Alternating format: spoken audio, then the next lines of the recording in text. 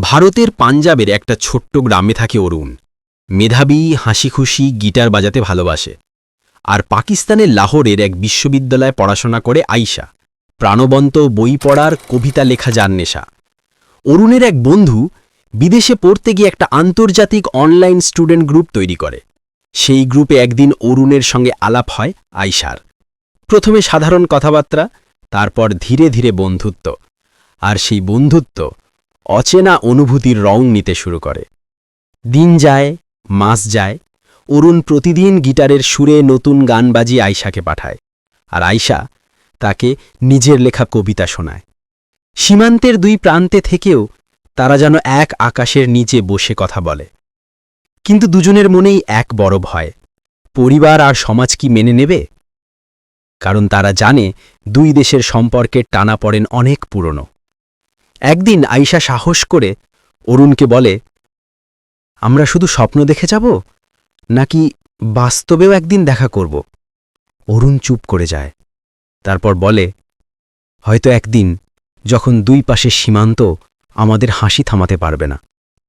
কয়েক মাস পর দিল্লিতে একটা সাংস্কৃতিক উৎসব হয়, যেখানে বিভিন্ন দেশের ছাত্রছাত্রীরা যোগ দেয়। সেই অনুষ্ঠানে পাকিস্তানের তরুণ প্রতিনিধিদের সঙ্গে আসে আয়শাও। প্রথমবার মুখোমুখি দেখা অরুণ আর আয়শার। ভিড়ের মধ্যে যখন চোখে চোখ পড়ে, তখন সময় থেমে যায়। কোনো কথা নেই, শুধু একে অপরের দিকে তাকিয়ে মুচকি হাসি। যেন পৃথিবীর সব কিছু মিলিয়ে গেছে, রয়ে গেছে শুধু তাদের ভালোবাসা। কিন্তু বাস্তব এত সহজ নয়। উৎসবের শেষে আয়শাকে ফিরে যেতে হয় পাকিস্তানে। দুজনেই কষ্টে ভেঙে পড়ে। অরুণ বলে, আমি চাই না আমাদের গল্পটা কেবল স্মৃতিতে আটকে থাকুক। আয়শা চোখ ভিজে বলে, আমাদের ভালোবাসা যদি সত্যি হয়, তবে একদিন নিশ্চয়ই সীমান্ত ভেঙে আসবে আমাদের কাছে। বছর দুয়েক পর ভারত পাকিস্তানের তরুণদের নিয়ে এক যৌথ সাহিত্য সম্মেলন হয়। এবার দুজনেই খোলাখুলিভাবে অংশ নেয়। অরুণ তার গিটার হাতে মঞ্চে উঠে গান গায়, আর আয়শা পড়ে শোনায় তার কবিতা। মঞ্চে দাঁড়িয়ে তারা বলে, আমরা বিশ্বাস করি ভালোবাসা কোনো সীমান্ত মানে না। যদি মানুষ চায়, তবে ঘৃণা নয়, ভালোবাসাই দুই দেশকে এক করতে পারে।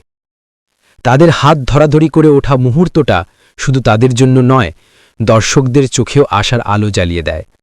তো বন্ধুরা, গল্পটা ভালো লাগলে লাইক, সাবস্ক্রাইব করে যাবেন ডিজিটাল গল্প ইউটিউব চ্যানেল।